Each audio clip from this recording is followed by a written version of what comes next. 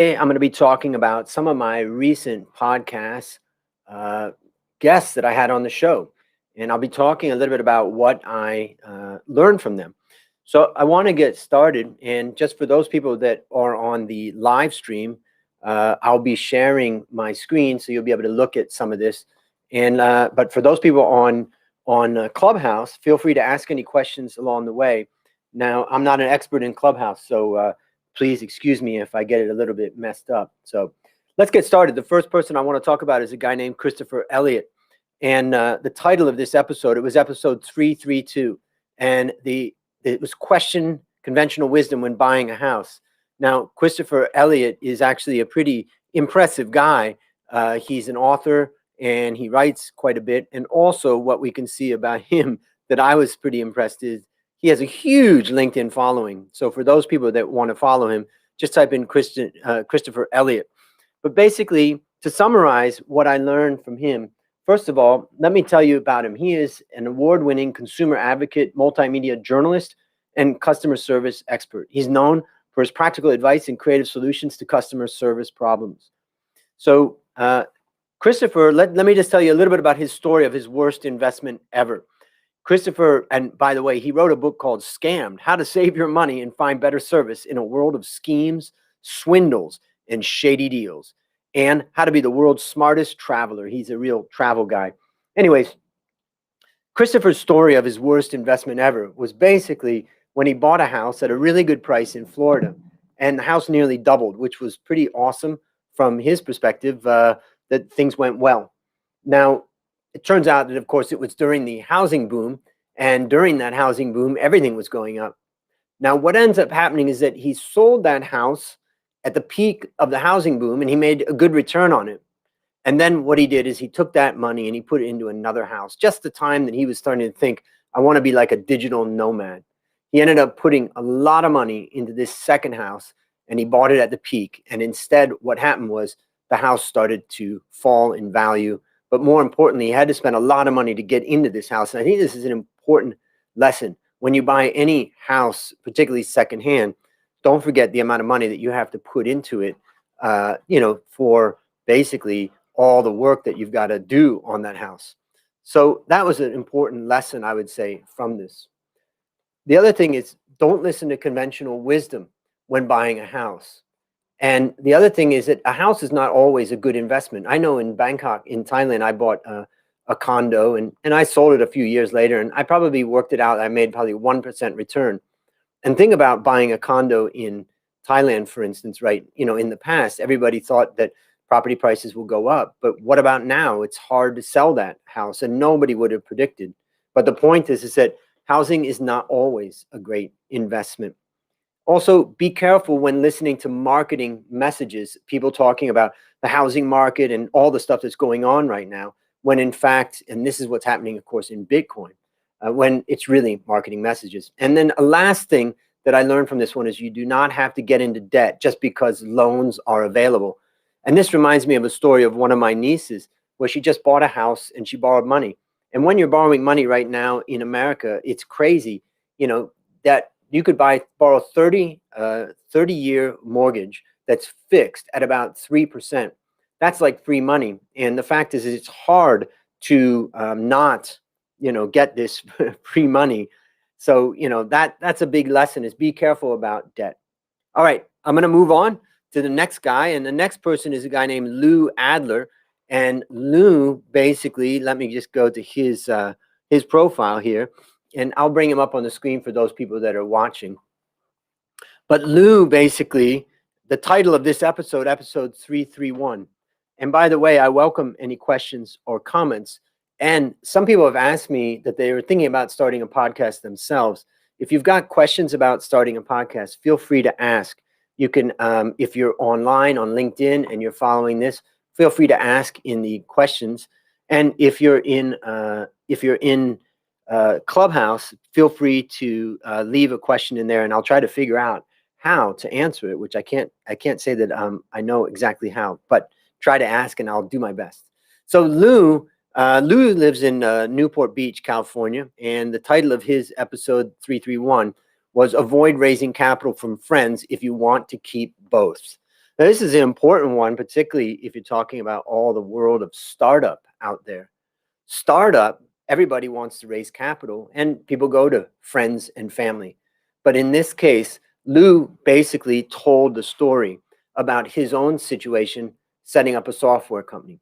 But before I get into it, let me introduce you to Lou. Now, if any of you guys are interested in any of the people that I discussed, my prior guests, just go to myworstinvestmentever.com and you'll basically see my Rolodex. Everything about this guest is right there on the site that you can get access to. So feel free to do that. And if you'd like an introduction to the person, let me know. So Lou Adler is a CEO and founder of performance-based hiring learning systems. It's a consulting and training firm helping recruiters and hiring managers around the world source, interview, and hire the strongest and most diverse talent. So basically, his story was that Lou developed software to automate the recruitment process. He got really excited about this and he developed this software, but timing was bad and he ended up losing the money and he lost the friendships that he had because he had gotten money from friends and family. And when the business went bad, he lost it all. And so, this is a really interesting one about, how many times have we heard about the idea of don't invest with, friends or family? Well, in my case, I have a coffee business, Coffee Works in Thailand, that I've owned now for 25 years. And I've owned it together with my best friend, Dale, and we've never had any problem. Part of the reason why we haven't had any problem is because we try to focus in on our relationship and our friendship. And we say, if this business destroys our friendship, we're going to close this business. So set your priorities, and it may be that you can run a business with a close friend or family. Now, the next thing is, what lessons did I learn from Lou, and what can we learn to apply this to our own life? The first one is that raising capital, let's just look at the concept of raising capital. What I would say is that raising capital by borrowing from your friends is just a bad idea. And basically, I would say, generally, the other problem about raising money from those close to you is it could be a little bit deceiving. You may actually think that you have a good idea when in fact you really don't. It's just that friends and family don't want to tell you no, they're going to give you some money. So that's the first thing. The second thing is that you got to learn how to manage your cash flow. And that's something he didn't know how to handle. And so he lost control of it very well. The third thing is being skilled in something does not necessarily make you a good businessman or woman. Now, this is really important. This is part of what came across in Michael Gerber's book. Then this is Gerber's book was someone just handed me something, so I got confused there. If people want to request the word, they can raise their hands. Okay. So feel free to raise your hands. I don't know if somebody's raised their hands yet, but because I don't really know how to work Clubhouse, but I'm trying to learn. But going back to this, what I would say is that Michael Gerber in his book, which I can't remember the name of it, is the Entrepreneur book. But basically in his book, he talks a lot about how people go into setting up their own businesses. And what they do in that business is that they end up thinking, for instance, I think he used the example of a plumber. The guy was a really good plumber, or someone was a really good baker, but that doesn't make you a really good businessman. And I think that's what Lou showed us in this. And then the other thing I would say that I learned from Lou is that sometimes the problem is just timing. If you're starting a new business, you got a startup that's coming up, it just may be the wrong time. It could be that a couple of years later, the technology is more perfected and it's a better time. And then another lesson, this is a lesson that I learned from some of my other guests, which is cash flow, not cash is king. Normally we say cash is king. But what I would say I've learned after all of the interviews I've done is that it's cash flow that generates the cash that we build up in our balance sheet. So I would say that cash flow, not cash, is king.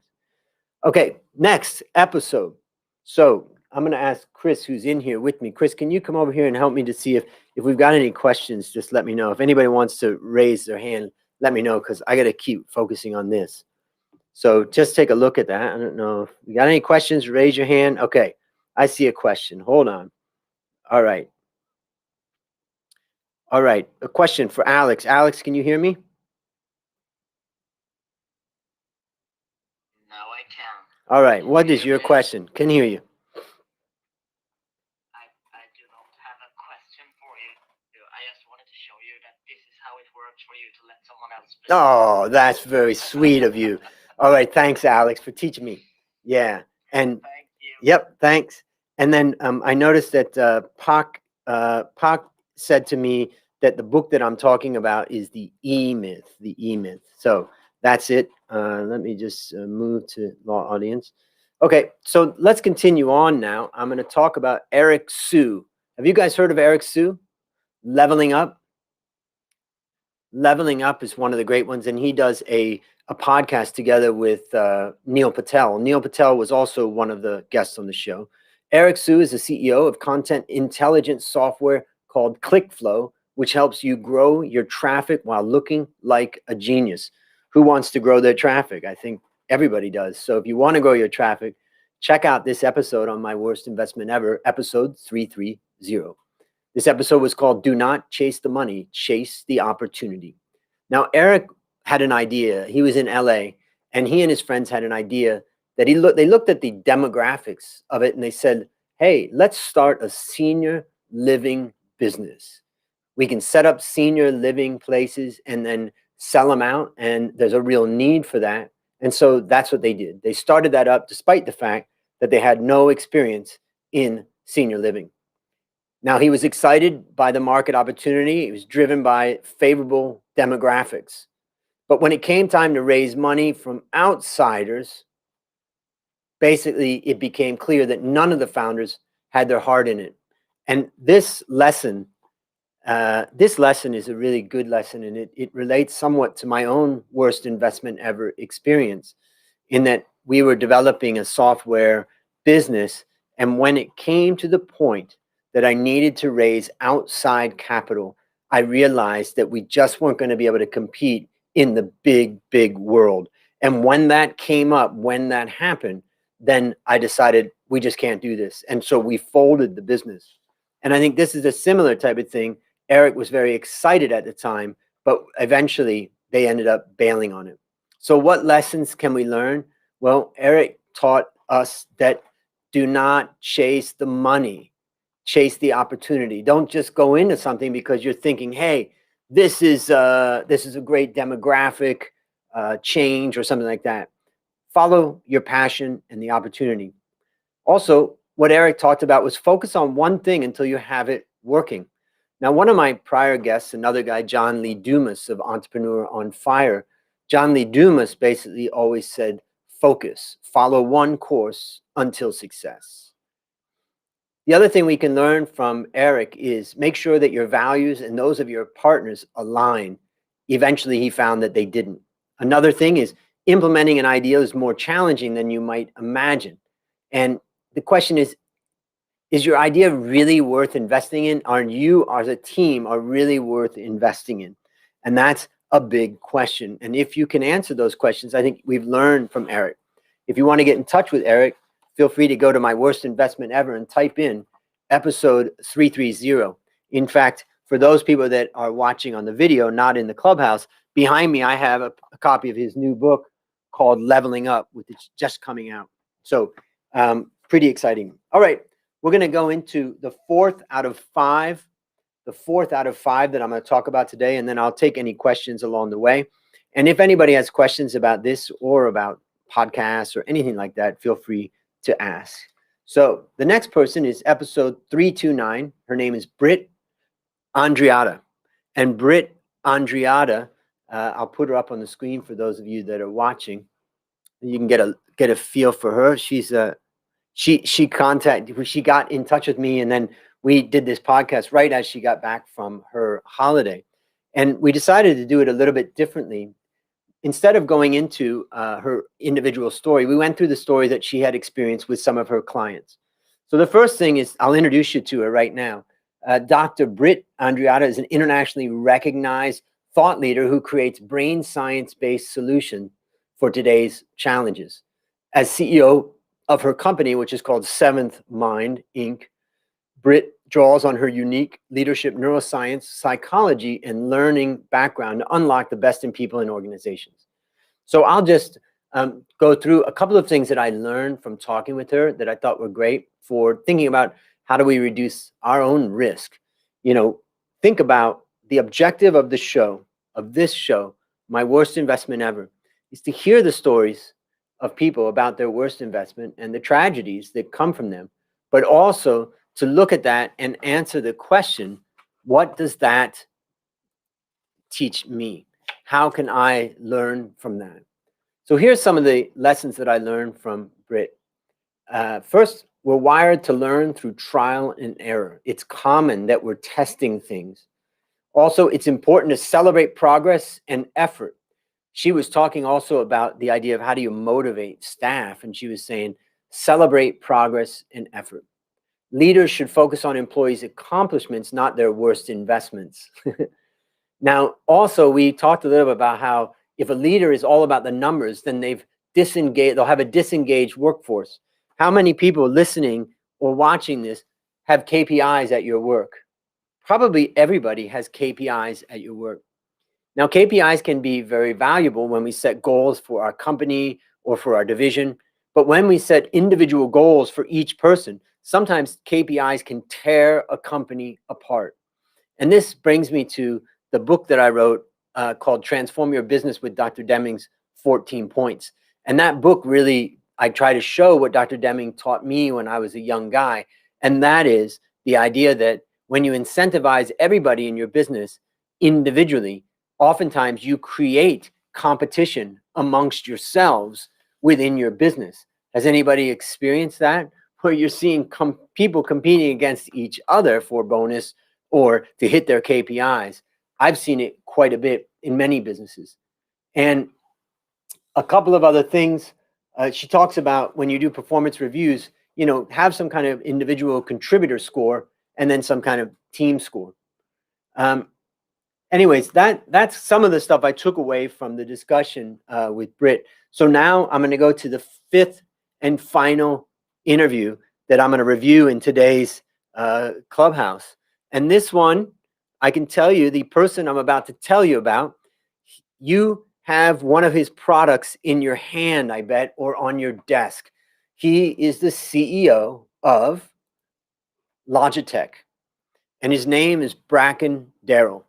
And Bracken and I got a chance to sit down and talk, and the episode is episode 328, and his episode was titled, Trust Your Instincts, but Ask If You Are Unsure. Now, Bracken's particular story, basically, also just to highlight, he's the president and CEO of Logitech, and the company now is worth about 12 times more than when he started in 2012. So he's definitely led a strong business on Logitech, and I suspect that most of you guys have Logitech around you. I've got it on my mouse, I've got it on my clicker, and I've got a Logitech camera on top of my computer. So it's everywhere. So Bracken, here's his story. He met a board member of Logitech, and that board member was working at another company. And they had a lunch together, and Bracken liked what he heard, and he bought some shares in that company. What he liked about what he heard from this board member was that they were really focused on the customer experience and developing algorithms to try to understand customer preferences. So the stock that he bought went up quite a bit, but eventually he sold the stock early because he was worried that he may be considered or maybe misconstrued that he had received inside information, which he did not. It was not inside information. It's just that he met with a guy that was on the board of his company, Logitech, who was also working within the other company. What was the other company? The other company was Netflix. So Bracken bought a small amount of Netflix and then later sold it because he didn't want it to appear as a conflict of interest. Now, after we discussed it, and you can listen to the full episode by going to My Worst Investment Ever, episode 328. But after talking about it, we talked about the lessons learned. And the first one is trust your instincts. And the second one is hold on to your investment as long as possible. Now, his instinct in this case was that he was not violating any ethical policy, and he was right. But basically, he could have asked for advice, and that's the main lesson. that he could have asked for advice from the general counsel. Is this okay? Because if he got advice from his own company, the lawyer that said it's okay, it's public information, you're allowed to buy, then he could have bought more and he could have held on to it for a long time and he would have made a lot of money out of that Netflix. Now, this reminds me of a story which I also told when I was interviewing him in this episode. And that's a story of how I was working for a broker many years ago. And I left that broker and I went across the street and I started you could argue a competing business, in that I took the technology that I got from the broker where I was working and I put it into my own business. Now, for most people, you would say this is a violation of ethics, because what is it? Well, it's not my technology. Even though I developed it, I was being paid by the company, by the broker that I was working for. But this is something that I want you to think carefully about. This is a lesson that I've learned in life, and a lesson that Bracken reminded me of. And that is, I didn't violate my ethical or legal obligation through the contract. How did I do that? Because I went to the CEO of the broker and I asked him, I said, you're not using this anymore. Would you mind if I took this technology across the street and start my own company doing it? And he said, no problem. And I was exempted from that non-compete portion of my contract. In addition, I asked that I would be able to hire one person with me to bring them with me. And when I asked for this, I was exempted in the non-solicitation charge in my contract. So it just goes to show, the lesson from that, really, from my perspective, is even a contract seems like it's written in stone, but you can always ask. And that goes back to the title of the interview with Bracken Darrell, and that is Trust Your Instincts, but ask if you're unsure. So that's a summary of the 5 people that I interviewed last week, and I published their episodes and what I learned from it. If you want to learn more about this, just go to myworstinvestmentever.com, and at that site, what you'll be able to do is meet more of the people that I've interviewed. Maybe there are people that you'd like to interview or you'd like to learn more. That's my Rolodex that you're able to get up there and see on myworstinvestmentever.com. Reach out to them on LinkedIn, reach out to them by emails or anything that I've put up on the site, and tell them that you met through the interview. And that's what I wanted to share today, with the idea that I want to help people to reduce their investment risk. So to wrap it up, I challenge you to go to myworstinvestmentever.com and go there, and you'll see a little pop-up, and you can download your risk reduction checklist. And that risk reduction checklist will be what I've been learning from all my guests about how you can reduce your investment risk. And that ends my discussion. If we have any questions, you can raise them now. And otherwise, of course, if you have questions about how to start a podcast or any other types of questions, feel free to ask those questions. All right. So if you want to get in touch with me, you can always find me on LinkedIn. You can also find me at My Worst Investment Ever. You can go there and go to the About section, click on that, send me a message, and it will go directly to my inbox. So ladies and gentlemen, that's a wrap on another great episode to help us create, grow, and most importantly, protect our wealth. Fellow risk takers, this is your worst podcast host, Andrew Stotz, saying, I'll see you all on the upside. Have a great day.